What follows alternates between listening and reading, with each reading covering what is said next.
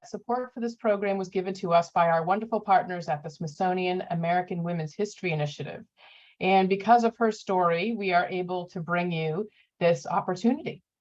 So today's program is the second of 2 teacher programs on this topic. The first one was in June, and if you missed it, I really encourage you to watch it.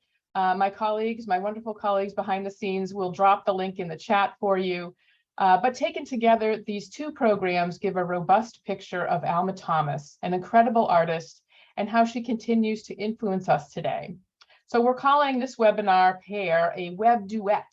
And I like that phrasing, as our speakers today will indeed create a conversation that is very much a duet as they weave together their personal stories with the story of Alma Thomas to bring us a unique and powerful new composition. And this supports our goal of these 2 teacher programs, which is to celebrate the interdisciplinary brilliance of Alma Thomas and to amplify the voices of women trailblazers today. So next slide, please, Elizabeth. Just a brief overview of what our time will look like today together. I could not be more excited that we're joined today by Abra Lee, a public horticulturist, activist, and gardener extraordinaire, and Janelle Wellens, aerospace engineer, literal rocket scientist, and space enthusiast. And after you have a brief chance to meet our special guests, I'll give you some brief framing remarks about Alma Thomas. And Abra and Janelle will each share their insights with you, and we'll have a bit of time for discussion together, I hope, and for your questions. So as questions come up for you today, please just log your questions in the Q&A box in the webinar, and we'll surface those at the end. Then we'll have a quick preview of our teaching resources and cross-curricular connections based on the work of Alma Thomas. Next slide, please. So let's meet our speakers. I'm going to ask each of them to say hello and share in 2 minutes each, who am I and what do I do professionally that I'm passionate about? So let's start with Abra. Good afternoon, or hello, everybody. My name is Abra Lee, and Carol, you were overly kind to call me an activist. I am certainly not that, but I can claim that I do come from parents who are active in the civil rights movement. So it is in my blood. Thank you for having me today. My background, I am a Georgia girl, just like Alma Thomas, born and raised in Atlanta and spent my weekends in Barnesville, Georgia, rural Georgia, the dirt road country, which certainly activated my interest in horticulture. My company, Conquer the Soil, explores the history, folklore, and art of horticulture. So I work with cultural institutions and museums to do programming and education specifically around Black garden history. And a little bit about my background, I've done everything that you can think of in horticulture, from working in the interior plant business, working as an arborist in the parks department, as an airport landscape manager, as a fellow at Longwood Gardens, one of the great gardens of the world, and now as an entrepreneur. So that's a little bit about me, and can't wait to talk to y'all today, and just so excited about Alma Thomas. She is everything. Thank you, Abra. I love how your background activated your passions and cultivating the soil. And I would agree, she is everything. Now over to you, Janelle. Hello, everybody. My name is Janelle Wellens. I have a lot of friends and family supporting today, so thank you so much, everyone who did show up and come. I'm so excited for this discussion because we're talking about the intersection of STEM and art in ways that are normally not always done, and I love opportunities like this.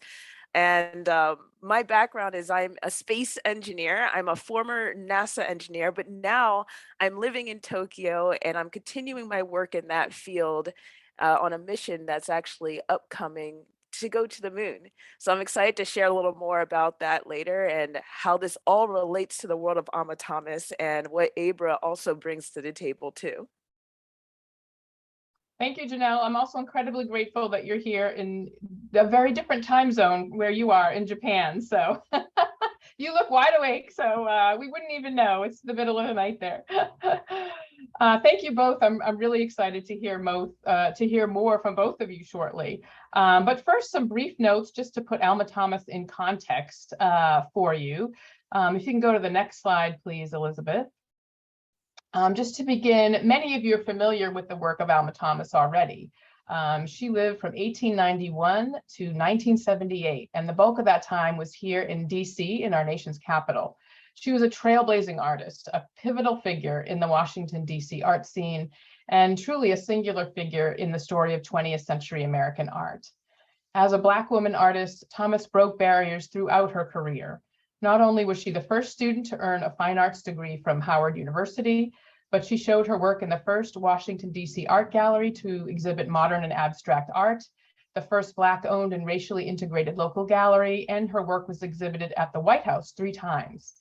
Thomas was also the first Black woman to have a solo exhibition at the Whitney Museum of American Art in New York City, and she produced her most important artworks in her 8th decade of life, blossoming artistically after the age of 80. Her artistic superpower, as I like to think of it, was exploring color and form and geometry with a vibrant rhythmic style that was at once engaging, new, and distinctly her own. Next slide, please. Thomas began as a home economics major with the intention of studying costume design at Howard University, and she transitioned to fine arts upon the invitation of painter and professor James Herring. Her early artistic output was realistic, and though her professors Louis Mailou Jones and Herring challenged her to experiment with abstraction, that led to some of the development of her later work. Next slide. This is a super quick run through. So after she graduated from Howard, Thomas taught art at Shaw Junior High School here in DC. She was passionate about nurturing her students' curiosity, not only instructing her students in the technical aspects of art and art elements, but also exposing them to the diversity of artistic styles and influences. In 1937, one of her colleagues approvingly described Thomas's teaching curriculum, particularly praising the way she emphasized African-American art in her teaching. Outside of the classroom, she founded a student art club that met on Saturdays to explore art and included visits with students to local museums. I would have loved to be in our museum back in the day when she brought her students on Saturdays to see that. And during multiple summers in the 1930s, she attended Teachers College at Columbia University to complete her master's degree in art education. So this was not a woman who had a lot of free time, but she used it wisely to educate herself and her students and to continue her passion. She was an art teacher for over 35 years, during which time she honed her skills as a painter and helped shape DC's cultural landscape. Next slide, please. Between 1950 and 1960, Thomas pursued an MFA in painting from American University, and here she was influenced by the artists of the lively DC art scene to which she contributed, and of course contributed some aspects of their styles and incorporated her own. Next slide. When she completed her MFA in 1960, she retired from teaching and was then able to concentrate full-time on her art. And this is when Thomas really developed her unique signature style of paths of bright color. She was, of course, as multifaceted as her artwork. In the years that followed, she'd come to be regarded as a major painter of the Washington Colorfield School, identified with Morris Louis, Gene Davis, and other colorfield painters who'd been active in the DC area since the 1950s. She was infinitely interested in exploring the visual aspects of nature, of music, and of space. And today we'll focus on both what she saw out her window and what she saw when she looked towards the sky. Next slide, please. As I mentioned, looking out her window, Thomas found inspiration in the holly tree outside the window of her home studio. Describing it, she said, "There are 6 patterns in there right now that I can see, and every morning the wind has given me new colors through the window panes." She also found inspiration further afield. Next slide. For a woman who was born into a horse-drawn world in 1891, the US space program provoked wonder and encouraged her to explore optical effects during the 1970s. So just a little teeing up a little bit of the aspects of nature and space that inspired Alma Thomas. So I'm thrilled to sort of dig in now a little bit more concretely to the area of expertise that our fantastic panelists have today. And Abra, I think I'm going to start with you. If you would like to, sort of dig into your slides and share some of your insights on, your career and how your passions and your expertise sort of coalesce with the work of Alma Thomas. So take it away. All right. Well, thank you so much, Carol. And we can go on to the next slide. Carol gave a wonderful introduction or overview of the life of Alma Thomas. And I wanted to share that one of the most exciting accounts that I ever heard on her life was by Bridget R. Cooks, the art historian, curator, and professor at UC Irvine. And she was on, I wrote this down because I want y'all to hear it, the Great Women Artists podcast. The host is Kathy Hessel, Hessel. But if you go and type that in on your podcast, Alma Thomas, and look up the Bridget R. Cooks interview, it's incredible to listen to.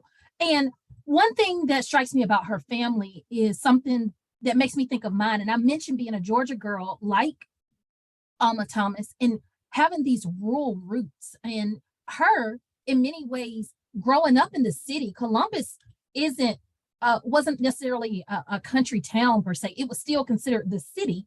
And having this also rural lifestyle through her grandparents. And as Carol mentioned, her interest in costume design starting off and having these very successful trailblazing parents. Her father's a landowner, a successful businessman. Her mom is a successful dressmaker and a businesswoman herself. And then she's one of 4 daughters. They had one daughter, or her youngest sister passed away at 9. But you can just see the level of love and the level of confidence in this family. And I think about that and how that can really impact the path that you take in life. And I want to go on to the next slide. And I wanted to read some of Thomas's words. So this is her home in Columbus, Georgia. Very beautiful. I'm not an architectural expert, but it looks very Victorian to me. Certainly a pleasure garden in the front, fenced in, just so stylish. But these are her words about her Earth Pain series and something that inspired them. She says, by the display of azaleas at the Arboretum, the cherry blossoms, circular flower beds, the nurseries as seen from planes that are airborne, and by the foliage of trees in the fall. And so she uses these things to describe what inspires her Earthwork series. And I say that because you can see from her childhood, her antenna is up. And this is a childhood in the Rose Hill neighborhood of Columbus, Georgia. And this is a neighborhood that is exactly what it says. It's roses everywhere and it sits on a hill. I also want to speak to her being born in that first generation or shortly after the Reconstruction era in America. And by shortly after, I mean certainly a decade or 2 decades, but this isn't a wildly successful era for Black America. This is not an era of failure. This is when Black families are, a Black middle class arises, Tuskegee is established, Black people are building wealth, and we see that with her own family. And it is, I think, a testament to what she knows about her life, that you can be and do anything. Literally right after this era of slavery, she's seeing the Black community around her thriving. So she doesn't really know any different but to succeed. Moving on to the next slide. Oh yeah, this is it. Sorry, I said moving on.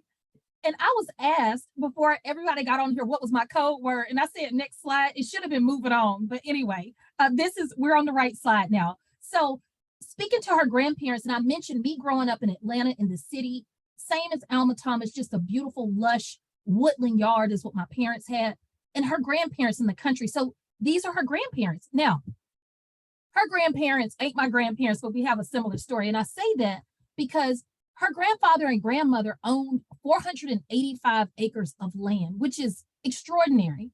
Extraordinary they do this. And her grandfather's a veterinarian. He's a horse breeder. He has a rural school on this land, a 2-room school that you see a picture of. And this is what Alma Thomas is exposed to. And when we think about her leaving the South and going to the North as part of the Great Migration, and it is mentioned and it is recorded, and she even states that they leave Columbus because of education. At that time, Black people weren't able to go past middle school. And I would argue that it also may have been about survival. This is an extraordinarily successful Black family. They leave the South a year after the Atlanta race massacre, where some Black people are falsely accused of attacking 4 white women. And so it's not that they just leave to leave. Who would leave this lifestyle? They're successful in every way, but yet Alma Thomas's family does move on, and they go on to DC, and they go on to thrive. And I bring up these rural roots because when I struggle, and I was struggling with my confidence early on in my career, my mother was the one who grew up on the farm that encouraged me to turn inwards and never forget where I came from, my native village of Barnesville, Georgia, the place that she had taken me to, the place she would never let me forget. So next slide, please.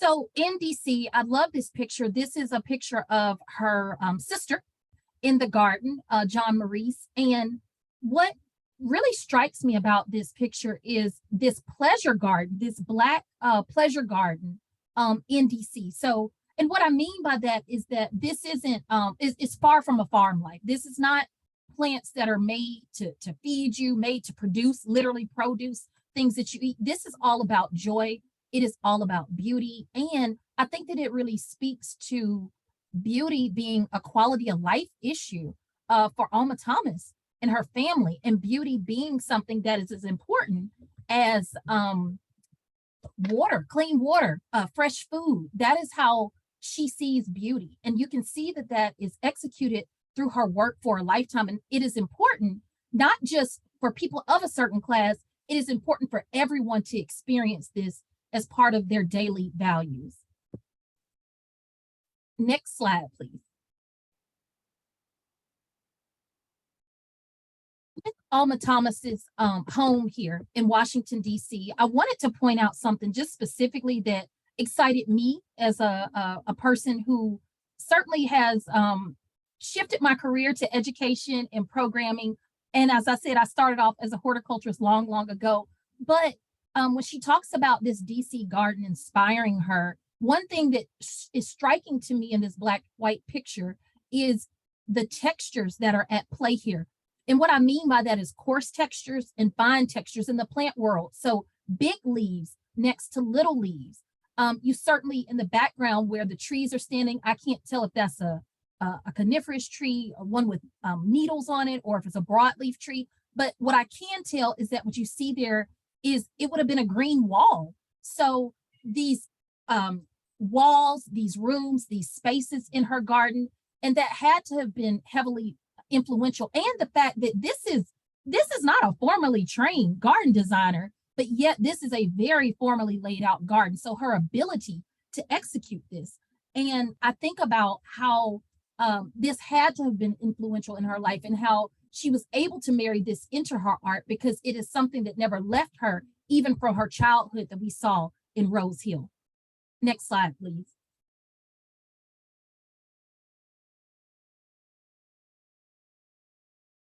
And I wanted to speak to this woman right here, who is certainly, I consider her one of the people I admire the greatest.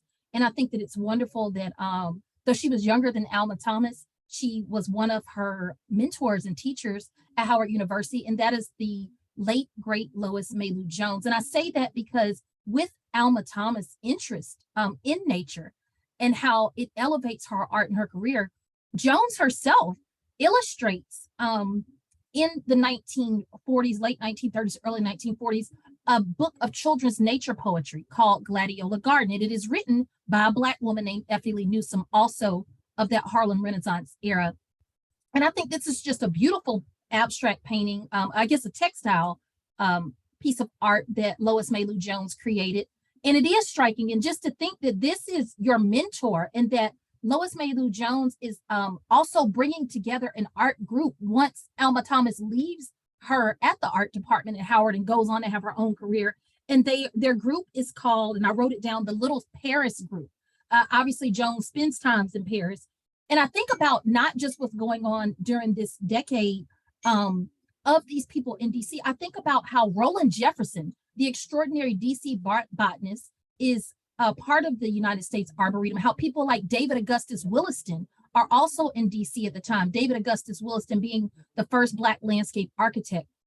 And I think about how people like Georgia Douglas Johnson, the Harlem Renaissance poet, are in DC. And at this time in DC, when they're thriving, when they're meeting at this art group, meaning Alma Thomas, Lois May Lou Jones, and the others, this is a time where the Harlem Renaissance has moved on and beyond and outside of Harlem, and where, to make a long story short, the Great Depression breaks up the Harlem Renaissance. What DC has that can never be taken away is Howard University. They have something that is indispensable to Black thought and Black art, and that is what you see with people, the Alma Thomases of the world. You flourish. And I'll say this last thing, we'll move on. My brother is a graduate of Howard University, and I have been to that campus many a time, and you feel it when you were there. You were just greater from the moment you're stepping on that campus, especially as a Black person. So I just cannot imagine the level of energy she experienced in her daily life. Moving on to the next slide. I keep saying moving on, y'all, but that's okay. One other thing that I thought about when I think about Alma Thomas with her, and I just want to check on my time. Okay, I got 3 minutes. I'm doing good. Is her art and how she was, the right word isn't triggered, inspired is the word I'm looking for, by her childhood in the rural South.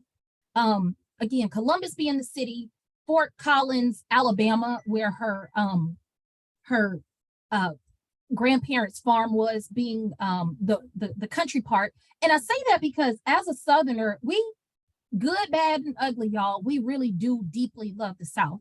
And she reminds me with that work and with that inspiration of the artist that you see here, Clementine Hunter, the great folk artist who became the first Black famous folk artist, and used her work and had those memories of Melrose Plantation growing up, and it launched her career. And this is also another woman who gains fame in the later decades of her life.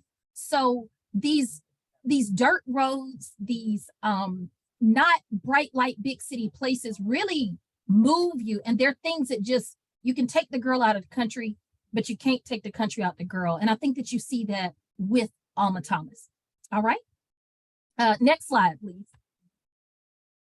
And quickly, the mother being a dressmaker, thinking about costume design, you move into art, her fashion is just top tier. And with the podcast I told y'all to listen to, Bridget R. Cooks talks about how her art matches her clothes.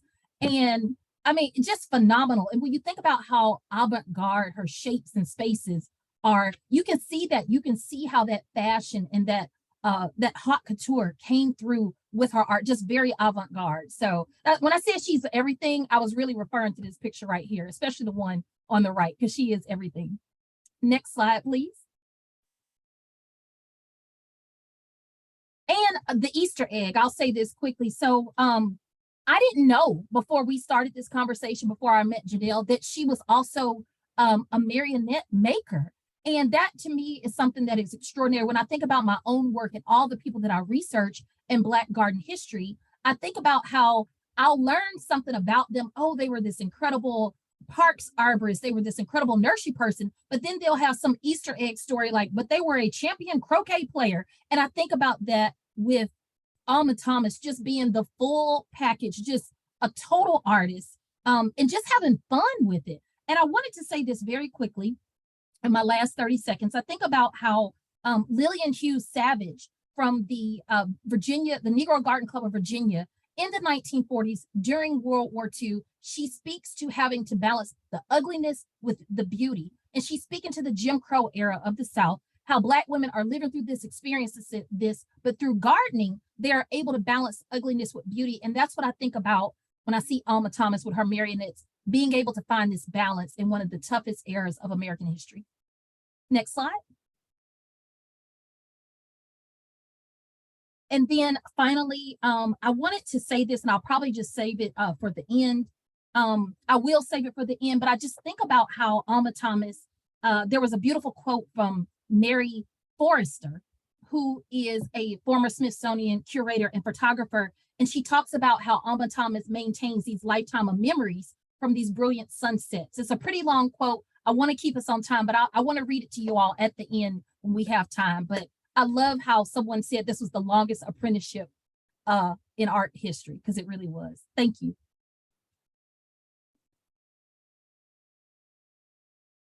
Thank you, Abra. That was just so fascinating and incredible. I love that you mentioned, being a Georgia girl yourself and sharing those rural roots with Alma Thomas and that lush, woodland backyard, and the similar story of your grandparents, and just kind of weaving those together.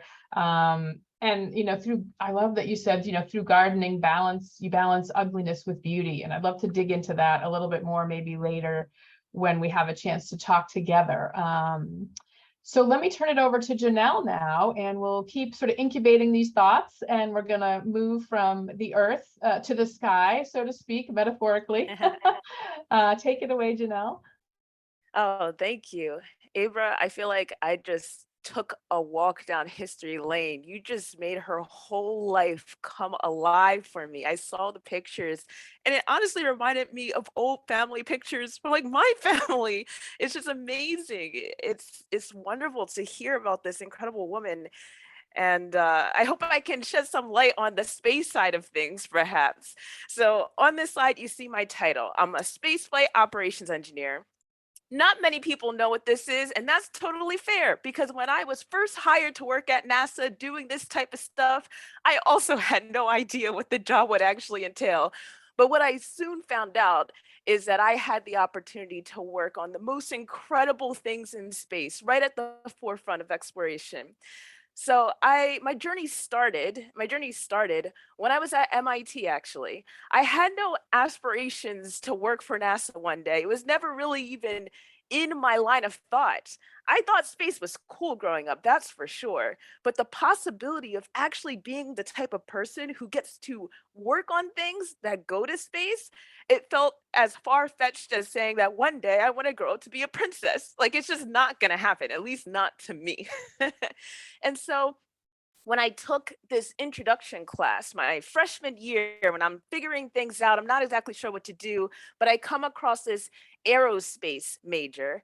I am on class on that first day, and my professor, he's talking about what we're going to learn over the course of the year. And he shows this iconic image of an astronaut fixing the Hubble telescope. And I remember looking at that and thinking, this is the real deal. Like, this is something you can actually do. And I'm in a place where I can learn to do it. But for me, the special moment was right afterwards when the professor revealed he was the astronaut in the photo. Talk about life changing. Right there on the spot, I was inspired. And at that point, I knew I wanted to become a space engineer. Next slide, please. And so here I was, finding myself in this cool building, Mission Control Center. It got the lights turned down low. It kind of looks like it came out of a sci-fi theme. And my job as an operator was actually to communicate with spacecraft that are traveling to places like Saturn, the moon, and even our own planet Earth. And so when I think about what we're talking about today and the intersection of artists, educators, talking about engineers, scientists, you have to be willing to take risks. A job like this is not possible unless you're willing to do something, not because it's easy, but because it's hard. I don't know if people realize this, but every space mission has problems. That might not make the headlines. You just see that the launch happened successfully. We landed on Mars. You see that fanfare, but in the background are actually people like me who are constantly working through the problems and the issues, rolling with it, because we know that this is something that's never been done before. My previous employer, the NASA Jet Propulsion Laboratory, the unofficial motto was "Dare Mighty Things." And I absolutely loved it because it was all about embracing this uncertainty so that you can achieve something that was once before unachievable. And I like to say that I felt like Amma Thomas embraced this with her brush. You know, her paintings, many of them are abstract. And I love to show some comparisons right after this between her art and some of the amazing things we've discovered within our own solar system right here. I I included this picture of the Mars 2020 rover. It's not the real deal because the actual Mars 2020 rover, or we also call it Perseverance, it was named by a high school actually. And I love that name. I included this picture I took when I was hanging out in the Mars yard one day because it kind of embodies, you know, why we do the things we do. It's called perseverance because it's talking about humanity and the traits that we embody the most. We persevere. What a fitting name for 2020, right? And its twin rover, Curiosity, which was sent many years before to Mars and is still rolling around today. Curiosity, another one of those driving words, being curious, being exploratory, discovering, going because you want to learn something new. I feel like this all, you know, is what drew me into this world of space in the first place, and also what makes Amma Thomas's art so interesting. So if we go to the next slide, we can see some of the comparisons, at least I was able to see in some of her works and what I do at work. So here is an image of Saturn.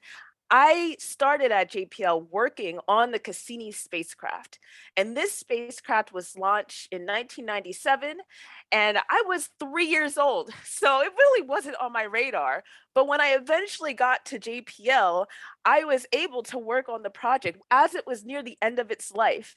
And as an operations engineer, I soon found out that the crux of my job was going to be operating the cameras that took images like this of Saturn and its rings and its moons.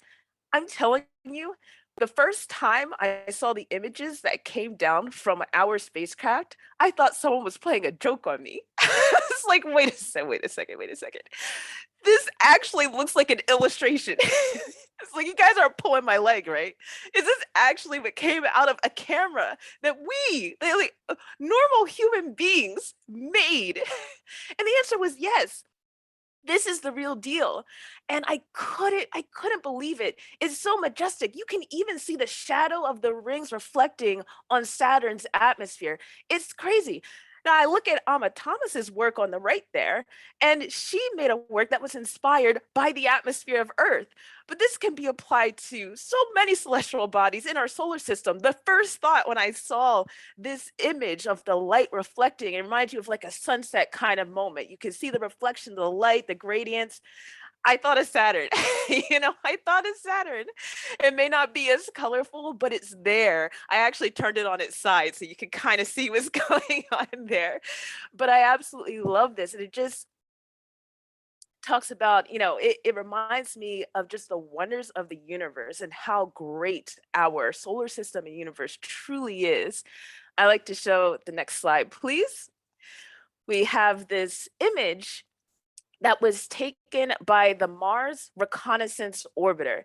This is the type of stuff that, you know, is unreal for me. I loved preparing for this talk because I got to go and check out some recent images that have been taken by our various spacecraft all over the solar system. And this one stood out to me because this is the type of picture that you don't expect to see on another planet. Your first thought it might have been, is this like a desert on Earth somewhere, maybe remote area?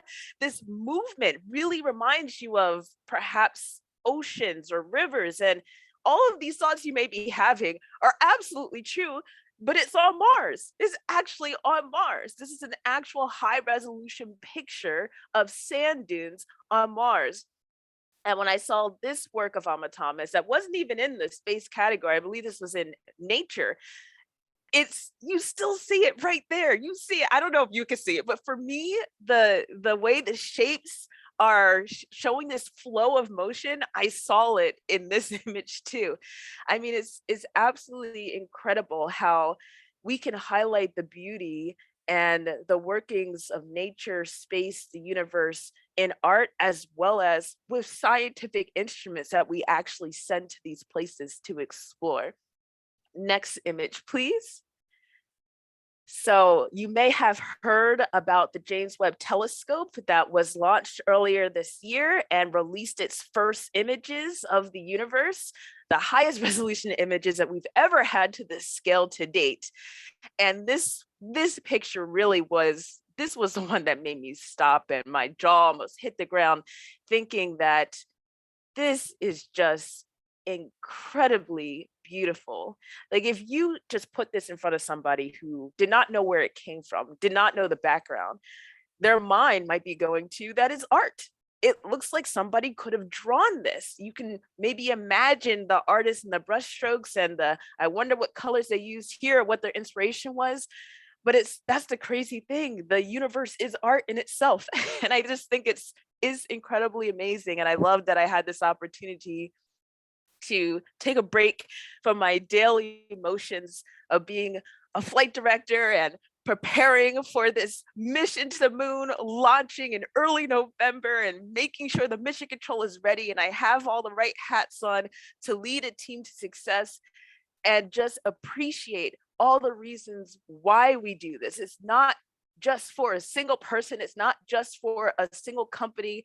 It's for humanity. It's for moving us forward together. And this all brings me to my last point. Oh no, okay, I know I'm over my time. Okay, go fast. Okay, next slide, please. I just wanted to highlight the trailblazers, the hidden figures that are hidden figures no more, at least shouldn't be anymore, as we move forward into this new space age, this new space race, going back to the moon and onwards to Mars. All this talk you may be hearing is all related. And I just wanted to highlight this incredibly powerful moment in my career. When I was at the Jet Propulsion Lab, I was leading the Black Employee Resource Group. And as part of my time doing that, we organized this event that took us to the California African American Museum, where there was a showing of a film called Black in Space. And little did I know that in the audience of this movie that was all about how Black people became involved in the space race and became involved and became astronauts, the first Black astronaut candidate was sitting in the same room as me. I almost melted in my chair. I couldn't believe it. We're watching the film, and the person next to me says, Janelle. I said, what? She's like, oh my God, look in front of you. Is that the guy from the movie? I was like, wait a second. This was trembling in my boots. Keep it together, please, Chanel, so at least you look half decent for the pictures moment. Edward Dwight is his name. I encourage you to look him up if you didn't know about him already. He never actually had the opportunity to go to space, but he surely kicked off the opportunity for so many more down the road. I just wanted to share this because it all started from somewhere. There would be no Janelle Wellens doing space flight operations engineering and going to these faraway lands if it were not for the Edward Dwights, if it were not for Mae Jemison, if it were not for all of these trailblazers and hidden figures who continue to do their absolute best work, 150% of the average, and paved the way so that someone like me could eventually become someone who worked for a place like NASA. And so I'll end it here so we can begin the discussion. Thank you for allowing me to go over a little bit. I'm excited for what we talk about next. Thank you, Janelle. That was awesome. We can just, feel that through the screen, your passion, for what you do. And thank you for mentioning sort of the hidden figures that have inspired you. I love that you mentioned that your inspirations, especially since we think of Alma Thomas as an inspiration, and what, generations can share with each other, to bolster and learn from and bring to. And I love that you mentioned sort of learning from visual images too, and the data and sort of scientific knowledge you can pull from those images. And it made me think about, how we inspire our students with visual literacy, and why that's so important to kind of use to hone those visual skills, whether they're looking at something in outer space or looking at a plant that's growing from the ground, and how they can really use those skills to analyze what they're seeing and bring those skills, you know, to other ways in their lives, and kind of amplify that scientific thinking and activate those critical thinking areas, of course, is so important.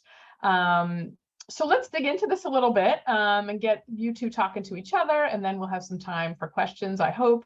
You've both shared such rich information with us today, and I want to, you know, just ask. I love, you know, Abra, you talked about beauty, and I want to come back to that because it was such an important notion. I think you talked about, you know, through gardening, one can balance ugliness with beauty, and certainly the images that Janelle showed from space were just, I mean, beautiful. I can't, you know, imagine that kind of beauty, you know, on Earth in a sense. And I love that you talked about, you know, how beauty can be a quality of life issue. That really struck, you know, a chord with me, and it resonated that at a deeply politicized moment in American life, when Alma Thomas was also looking for sources of beauty. She was looking out her window, and she was looking to the stars, and she once said that through color, I've sought to concentrate on beauty and happiness rather than man's inhumanity to man. And I wondered if you two can relate to that in terms of your work, how immersing yourselves in either the wonders of nature and things that grow from the earth, or the wonders above the earth and sky, you know, how do those places that you inhabit sort of change your perspective in relation to humanity and feed your souls, or kind of bring that joy in a sense? Either of you could go first. Okay. Oh, thank you, Abra. So it's so important. It's so important. Something that I like to talk about or explain about my job that is when you're operating something that's very far away. And when I say far away, I mean hundreds of millions of miles. It could be over 1 billion of miles away from planet Earth. You don't have the convenience of a selfie stick and real-time feed of what you're doing. So you're gonna have someone like me sitting in a room on a computer generating commands that get sent up to the spacecraft that instructed for what it needs to do, whether that's power on your heaters or turn off this, or I want you to take this many pictures at this rate with these settings. You have to tell the spacecraft what to do. It can take a very long time for that command to get there, depending on how far away you are. And it could take a very long time for the spacecraft to then let you know, I actually got your command and now I'm executing it. So in other words, you're driving blind. You're driving blind. And so something that I've really come to appreciate, especially in terms of the scientific instruments that we add to our spacecraft that are answering all these questions of how old or what materials, and we're trying to learn something new when we go to these places. And many people may think that these are always have to be something super complex. We're talking about spectroscopy, we're talking about the types of chemicals that we're analyzing and the laboratories that are built on board these giant rovers. But something that's also just as important are the cameras, which is why I've loved being able to operate cameras on multiple missions, because they do give us so much information. If I can just look down and see that I am stuck on a rock, oh man, that solves the problem a lot faster than trying to analyze all this scientific data and be able to deduct from that that was the problem indeed. But also it gives us a chance to glimpse into beauty and see that maybe we're not so different from our nearby neighbors like Mars. Look at these sand dunes, look at where there may have been rivers flowing here, and just the awe-inspiring being able to imagine the Jupiter and its giant ocean moon Europa. I mean, there's so much beauty to be found in the universe, and I definitely love the opportunity to be able to see it, because it reminds me of why I do the work that I do and makes it come alive in a way that just data alone can't for me.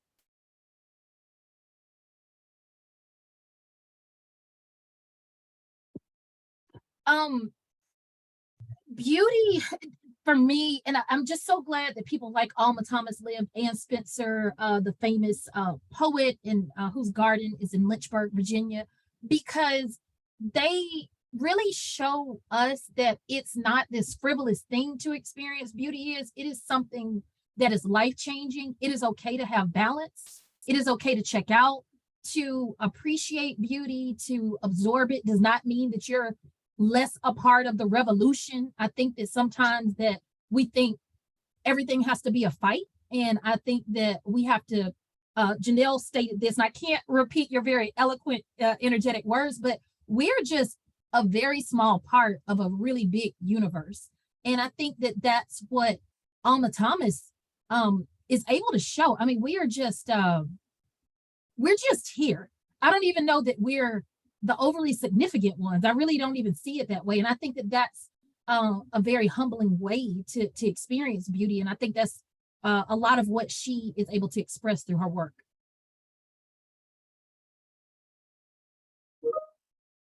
Fantastic, thank you. Well, just thinking, I want to get to some teacher questions because I know I'm sure there are a lot. But I really just wanted to, think, just if you could both kind of think about, you've both talked about, the idea of curiosity and, how that's important. And it made me realize, what you as a scientist, you're problem solvers, whether you're problem solving in space and you're problem solving with things that grow and with the earth and with horticulture, and there's so many unknowns that you have to figure out on the fly what to do with. And artists, I think, are problem solvers as well. They're working out, they start with a question, as you probably all do, and figure out how to problem solve along the way. And I love that idea of that sense of discovery that comes across in your work, that you may not end up in a place where you thought you were going to end up, when you start investigating something or growing something or taking pictures of something. So I wondered if you might just each say quickly kind of how that process of sort of problem solving, or I guess more discovery, or something that you may have discovered, or that you didn't expect, an unexpected moment that you came across. Because some of the greatest artistic achievements come when a painter says, like, oh my gosh, I didn't know my paint could do that, and it leads them in a whole new direction. So I wonder if either of you might have a moment where you had that sense of discovery that changed the way you think or work.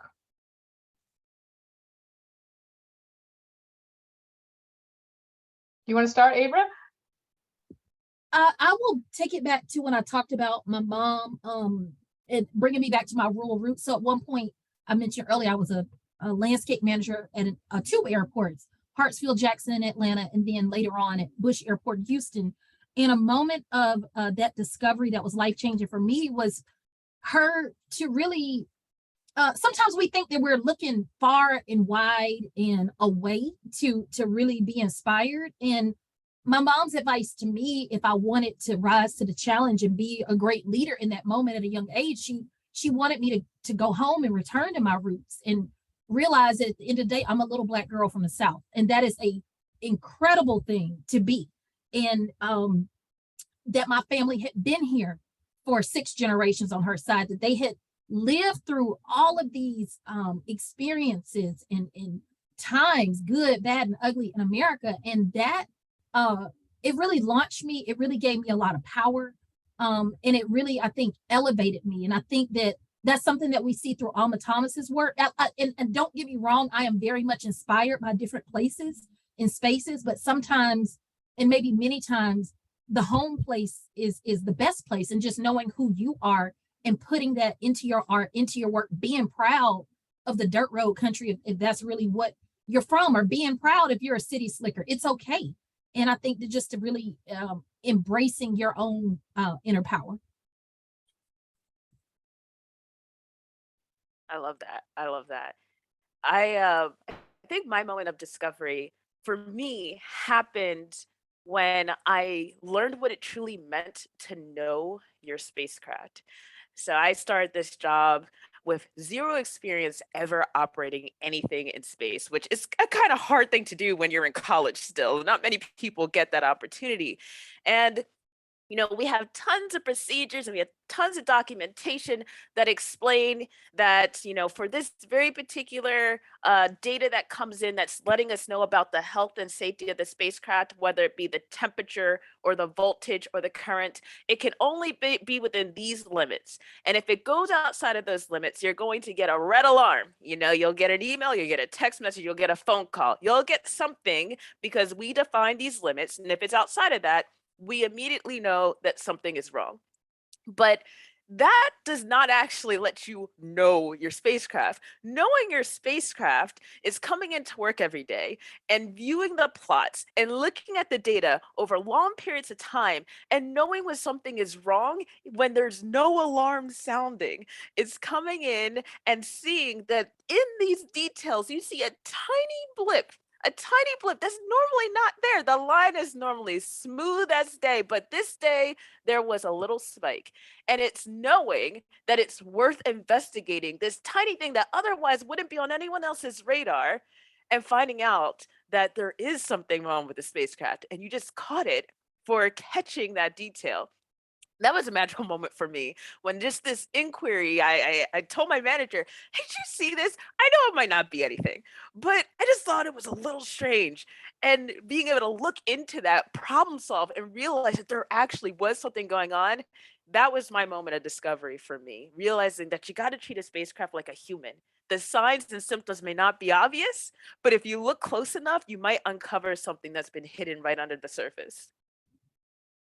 I think that's good advice for just human interactions with each other as well, right? To kind of, look beneath the surface and have empathy for others.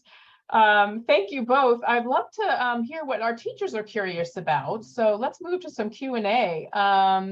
Let's see, Jeff and Phoebe, what is going on in the Q&A? Will you please share the first question? Sure. So we have a couple questions from participants in the Q&A.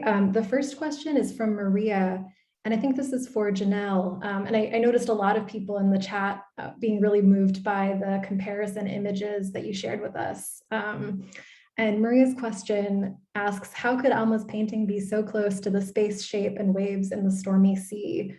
She didn't see those images. So, what does that say about the connection between, nature on Earth and the images that you shared with us of space? I mean, it says a lot of things at once. It says that analogs of our own planet, in other words, worlds that remind us of home, don't have to be in galaxies far away. They can actually be right next door. There's a lot of people talking about Mars and its potential and how it could have been another Earth, maybe if history had been a little different, and what the past on Mars may have looked at before. And these images just kind of, they evoke that sense that this reminds me of something. It kind of already gives you an idea that there's something worth exploring there. As far as how Alma Thomas, her art is able to so beautifully match with what we're seeing in the universe, I mean, that's just something to love about the woman. She just has this incredible ability to represent naturally forming occurrences. And you see her art. And for me, I had so many light bulb moments. I look at this and I say, I know I can find a place exactly like that on Earth. I know I can find it. It's not very hard. She makes it easy because she's so thoughtful in her color choices and the textures that she's making you think of with the fragmentation in some of her art. I mean, it's to me, it's not hard to make the comparison at all because she gives you a wonderful starting point, that's for sure. Fantastic, thank Janelle. you. Do we have some other questions from the Q&A? We do. We have another question, and it just disappeared from my screen. Oh, there it's back again. Okay. This is for Abra, and it's from Peg, and she asks, can you speak to Alma's use of motion, music, brushstrokes, and patterns as inspired by nature?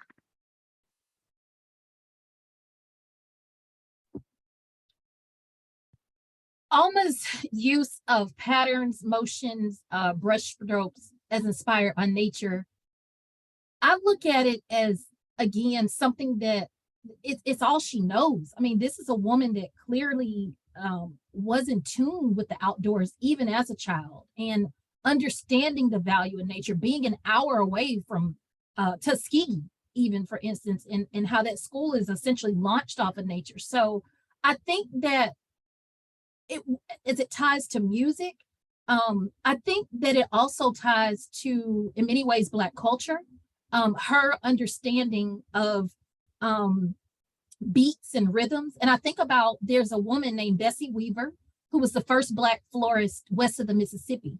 And in 1915, she's given this speech to the National Negro League in Boston. And she's speaking to Black women, encouraging them to grow their own plants, grow their own flowers, and sell them.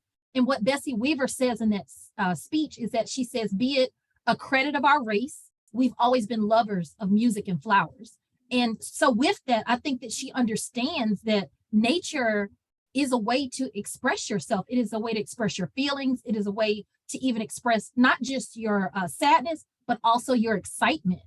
It's a way to even express the unknown. There's a lot about nature we don't know. So I think that she uses nature in a way that's incredibly thoughtful, incredibly curious, incredibly insightful. And she understands that it is a very big part, I believe personally, of her ancestry, just all together. So she knows how to use it in a real way.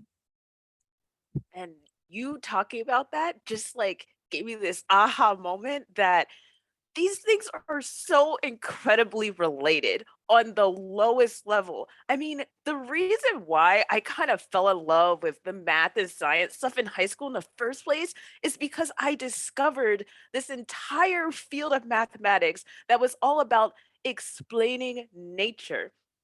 Take the Fibonacci sequence, for example. It's a sequence of numbers where you add the one that comes before it to get the next number. So 1, 1, 2, 3, 5, 8, so on, so on, so on.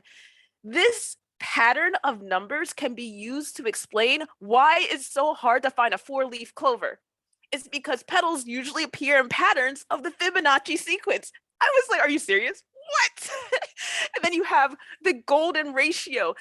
And with music, one of my first math classes at MIT talked about Fourier transforms. I will not go into the math of that because I forgot half of it already.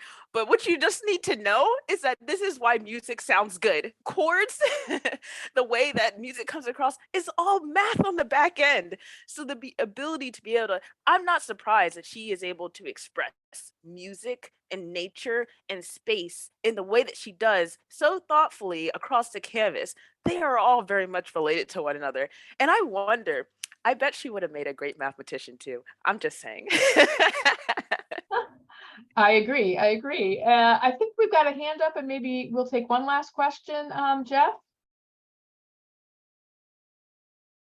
Yes, so we have one question in the Q&A.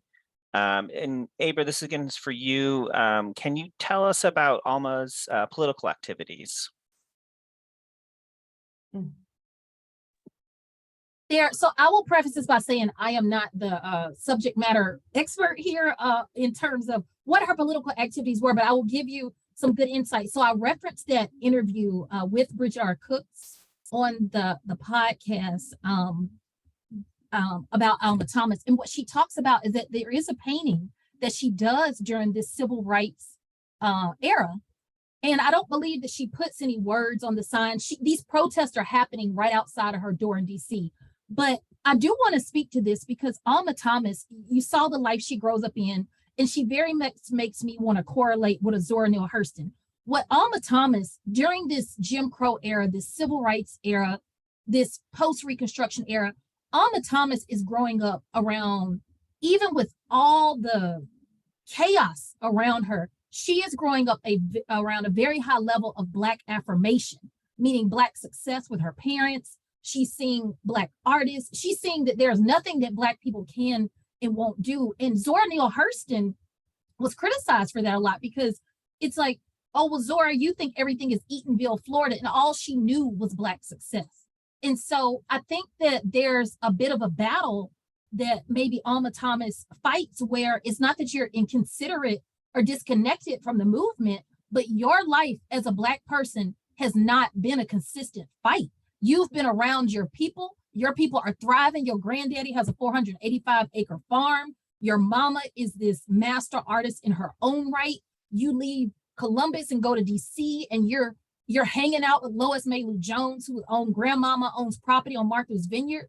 So it speaks to, I think, also a level of Black privilege that she's experienced. So it's not that she's not aware of the civil rights movement, it's that she is so affirmed in her own world that it may have been a struggle for her to understand the best way to join that fight without it just being this raging thing, because I don't believe that's what her life was experienced. It was a lot of love around her. So I know that doesn't fully answer your question, but I just wanted to give a alternate perspective that Black people, though we share a lived Black experience, all of us aren't always in a fight.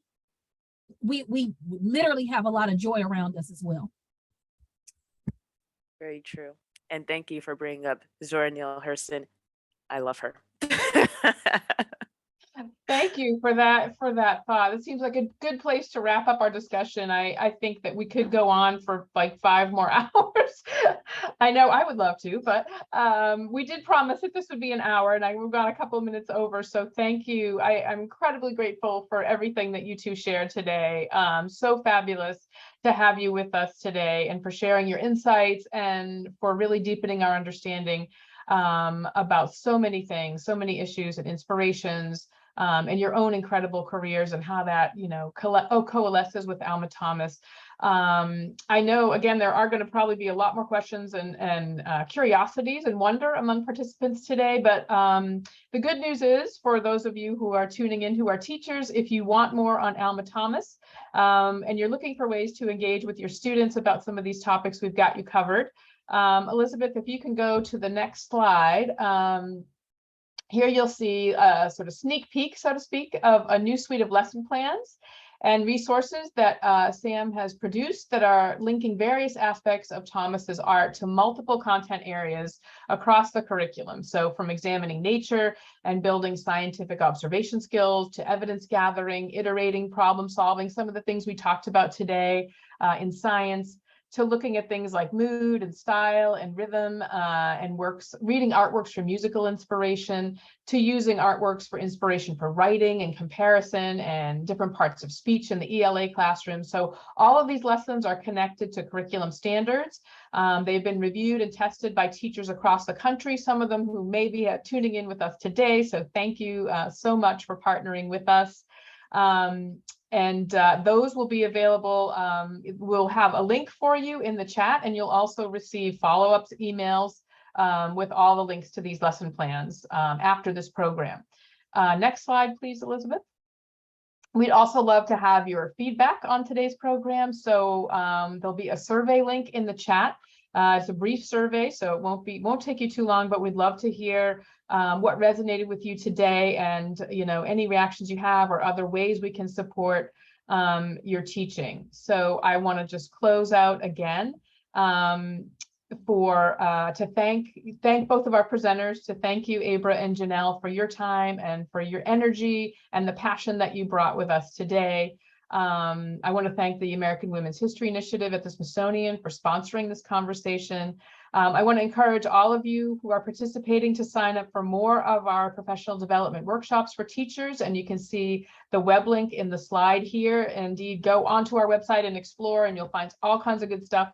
And lastly, give a plug for Sam's upcoming exhibition next fall in October 2023, when we'll have a show on view in our galleries called Composing Color: Paintings by Alma Thomas. So I hope that will provide a rich cadre of images to all of you to continue to explore these ideas. Thank you again so much, Elizabeth, Phoebe, Jeff. Did I forget to say anything? If I did, please pipe up and feel free to remind our participants of any other important things that I may have forgotten.